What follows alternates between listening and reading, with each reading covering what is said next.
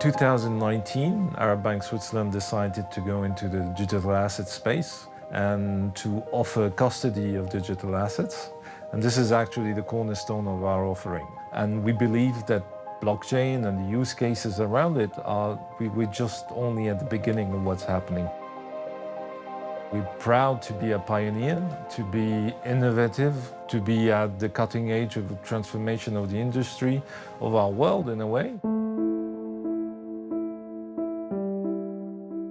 We are very lucky to have a team that is engaged in what we are doing. They are all motivated by the cultural engagement of the bank. I am proud to say it's part of our DNA today.